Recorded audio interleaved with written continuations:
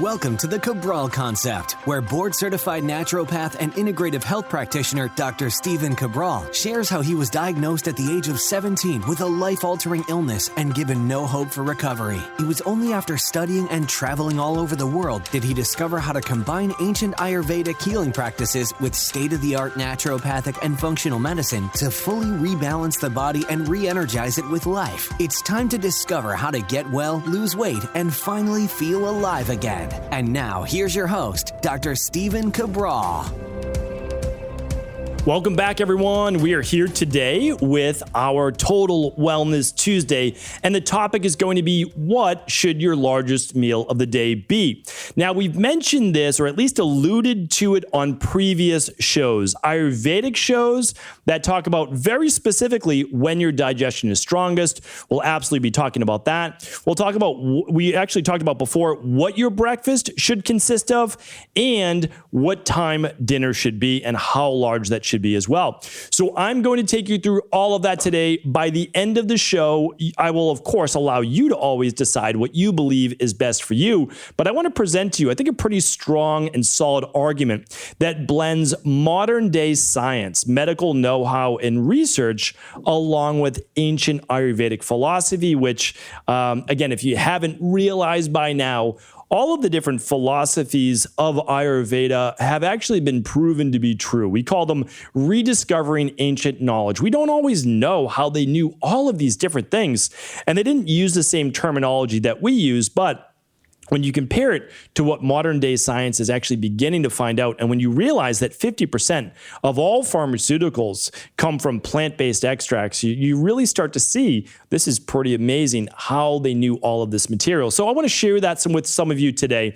But what I also want to actually present to you right now is that there are different schools of thought.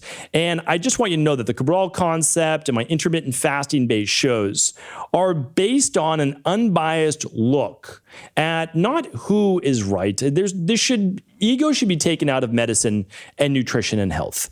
Nobody has to be right. What we're doing is we're presenting to you, hopefully, the facts. Now, a lot of people, they present you the facts through one specific lens, and it's the lens that they happen to believe is right, that they're doing it for themselves, they're seeing results, and maybe they're marketing that as, some type of course or whatever it might be.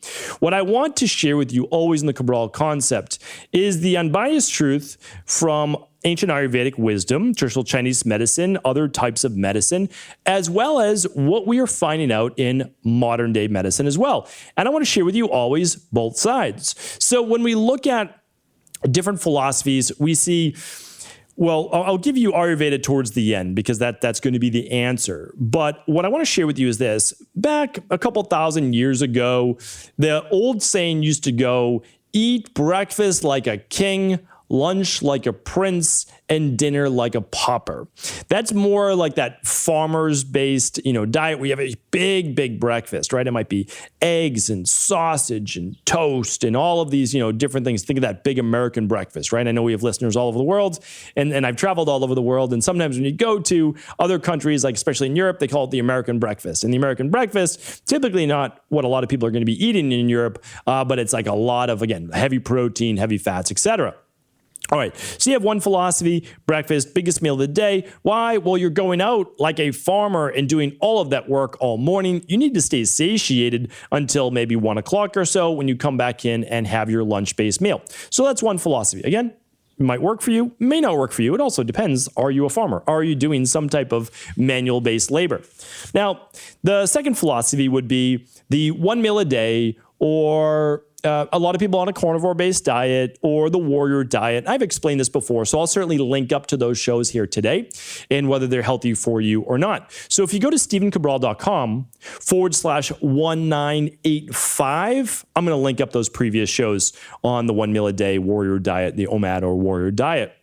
And then also go over some breakfast-based shows too, okay? We can't fit it all in one show. The goal of the Cabral Concept is to present you with one show every single day on one topic that you can digest and hopefully begin to implement, okay? So with the 1 meal a day, it's typically at the end of the day. Almost no one does it at lunch. Almost no one does it for breakfast. And the reason is that a philosophy that has grown in intermittent fasting is to fast as long as you can and just do 1 meal a day.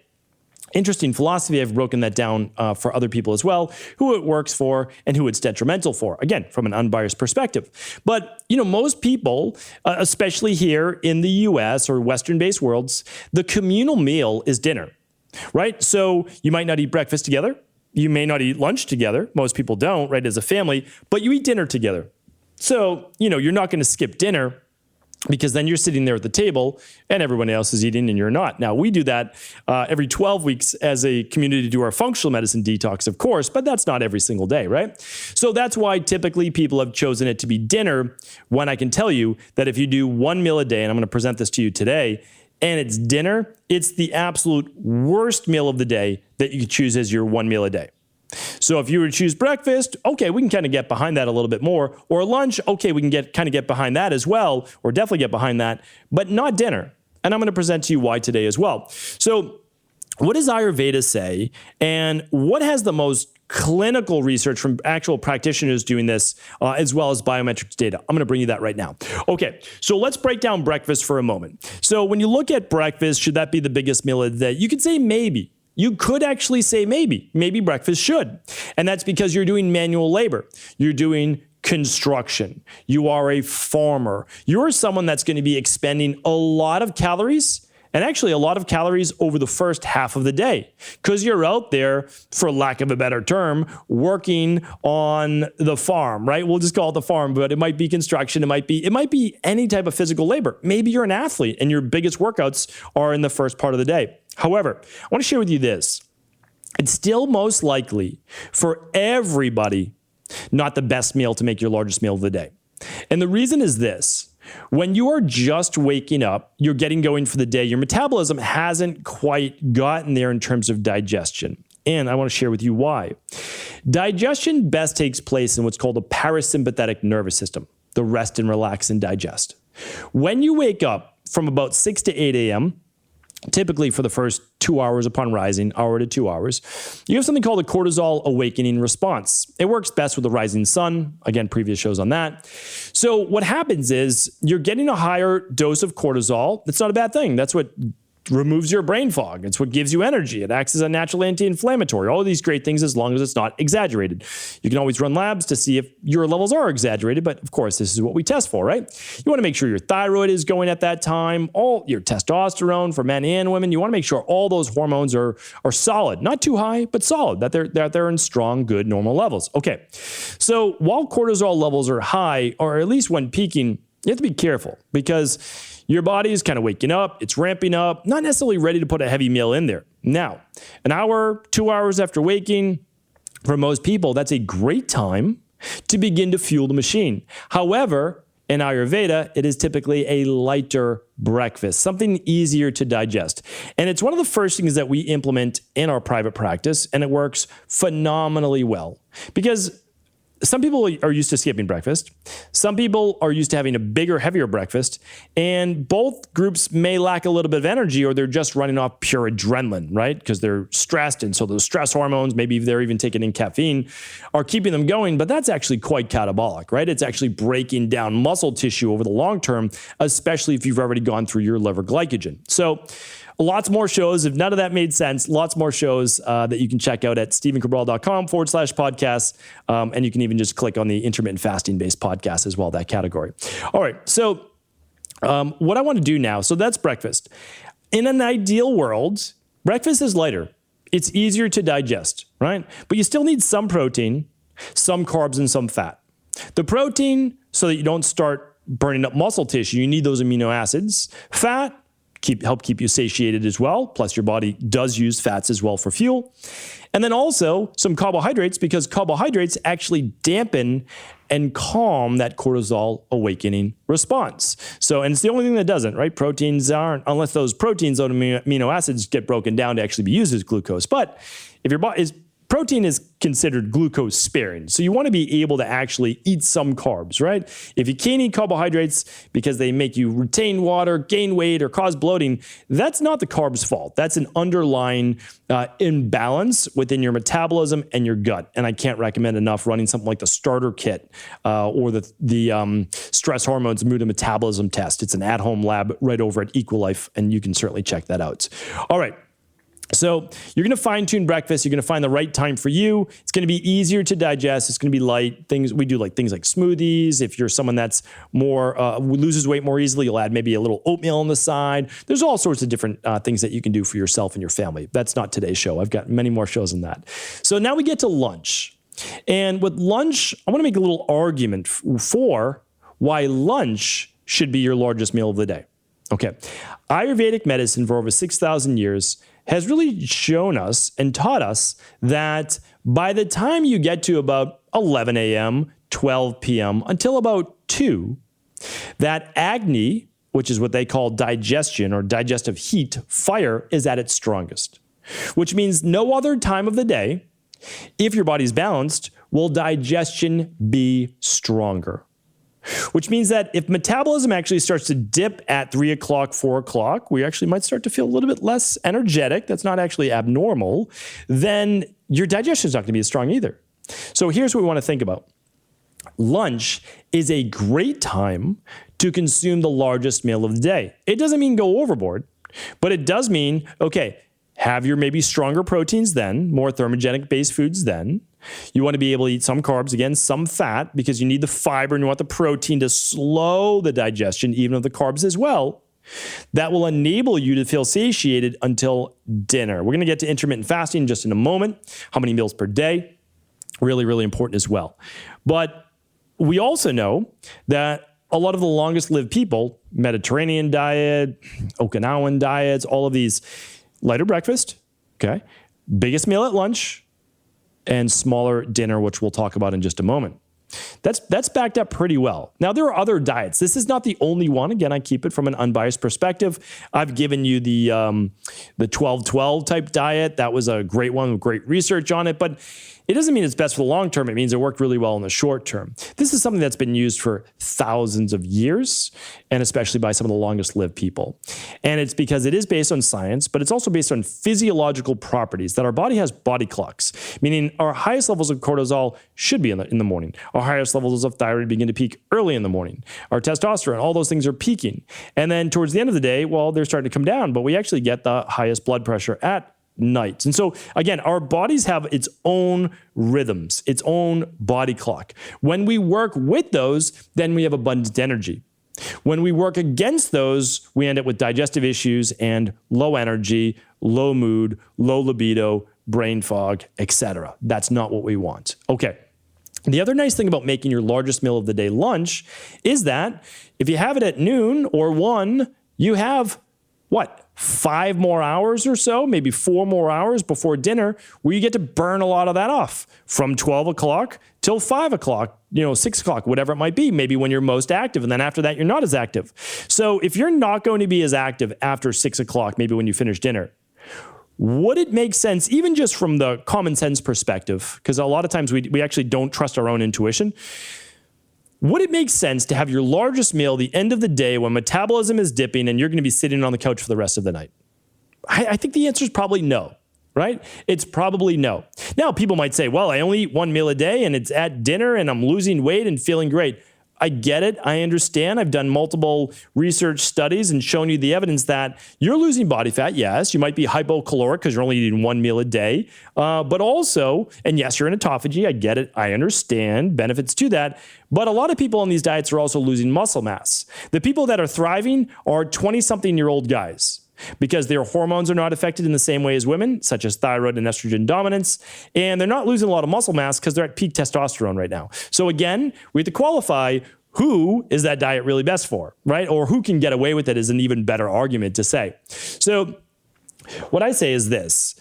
If you're active, like let's say you do a morning workout, great. You can still have a light breakfast or after your workout, have the light breakfast and then have your biggest meal at lunch. You'll still burn fuel through the rest of the day. You'll be repairing your body at the same time. There's almost no reason why you would have your largest meal at the end of the day, except, because remember, there's always an exception. Let's say that you aren't stopping for lunch and that you can't get into that rest and relax, that parasympathetic nervous system, and you get bloating after lunch because, again, your body's in the sympathetic nervous system, so it is fermenting food and, in your gut, it's taking too long to break down. Well, it's not an argument to have a huge meal at dinner, but it is an argument to kind of split, what would be lunch and dinner and have two moderate-sized meals, okay? So just something to think about. Food combining could be good for those people as well. Again, previous shows on that as well. So then in an ideal world, dinner for everybody, like every culture, you might say breakfast should be the biggest or lunch should be the biggest, but every culture, except for our Western-based mindset, said dinner should be the smallest. I just want to repeat that. Every culture that came before us that used ancient wisdom always said dinner should be the smallest, right? The old saying, breakfast like a king, lunch like a prince, dinner like a pauper. If we go back to, what was it? It was supper. And again, I never took Latin. That's certainly not my expertise. There's a translation to soup, right? Soup for dinner. What is that? Well, it's a light, easy to digest meal. Why? Because you really want the food in and out of your stomach before going to bed. That's why you really want to stop eating 3 to 4 hours before bed. I know that's not a possibility for some people. I get it. I hear it all the time. But if it is a possibility for you, you're going to get deeper sleep. You're going to get more REM sleep. Most likely your heart rate variability is going to increase in a good way. And if you don't believe me, that's okay. Like, again, you don't have to believe everything I say at face value. I totally get it. I understand it. It's okay. Again, like we can even disagree on some topics and still be friends, right? But if you get something like an Oura Ring and you track your sleep when you're doing alcohol or a big meal within a couple hours of bed, check out your deep sleep. Should be at least an hour and a half. Check out your REM. Should be at least 2 hours. Check out your heart rate variability, right? And just see what happens on the days that you stop or have a smaller dinner 3 or 4 hours before bed. If you do it consistently, like do a week of each, and if all other variables are equal, other meals are equal, your total sleep time is equal, I think you're going to prove to yourself that it's going to be much better to have a lighter dinner and a couple hours, at least ideally 3 hours before bed. If you do that, now it also allows you to do a better intermittent fast, right? If you don't stop eating until 8 o'clock at night, well, if you wake up, let's say 6 o'clock the next morning, if you go that's only 10 hours, right? So ideally you want to do 12 hours. To a lot of people who work with us, it's about 14 hours because we've really found from a clinical perspective, 6 p.m. at night, stop eating. 8 a.m. the next morning, start eating. When you start work, when the kids are getting ready for school, the chaos is starting, your body's going to burn something. You think that it's going to burn body fat. That's the biggest misnomer in our space right now. It'll continue to burn body fat if you're keeping a low heart rate, right? If you're not stressed, if you don't pump up norepinephrine or adrenaline or cortisol. Because if you do, right? If you do, then you are actually going to start tapping into a fast fuel source, which is glucose. So you'll either break down liver glycogen, or if that's been depleted, you will break down muscle tissue. And the studies show that, okay? So again, you can easily do a good 14 hours. I do a strong 14-hour fast every single day. It seems to work the best for most people. I go to bed by 10 o'clock. I'm getting 4 hours before bed. Heart rate variability has improved since I've been doing that. And again, I want you to implement these things. I think you will see a big difference. I would love to hear from you. And this won't be the last topic we talk about this. So I'll certainly do more follow-ups on this. I have many more shows that explain breakfast and meal timing. So what I'm going to do is I'm going to link them up today. Head on over to stevencabral.com/1985. And of course, if this show is helpful, please do feel free to share this show with anybody else that you believe it could serve. Take care. Thank you so much for tuning into the show. Before you run, I want to make sure that you have gone over and visited our online functional medicine practice over at equa.life. And that is because this week we are offering up to 25% off during our semi-annual sale. It only happens twice a year, once every 6 months. And I want to make sure you do not miss it this July. We offer up to 25% off store-wide on your favorite at-home functional medicine lab tests, protocols, and of course, individual nutritional supplements. This will allow you to pick up that at-home lab test you've been looking to do for yourself or maybe for the whole family. Pick up the CBO protocol, the Parasupport protocol, the heavy metal detox, a functional medicine detox, whatever it is that you need right now. It is up to 25% off store-wide, something that we love to do for our community. You won't see this widely advertised, but it is for our podcast listeners and of course our online community support group. So take advantage of the savings. Let us know what you decided to invest in. And of course, we're here for you. If you have any questions, do feel free to reach out. Again, we are here to help. Head on over to equi.life for savings up to 25% plus daily deals that you won't want to miss. Take care, everyone.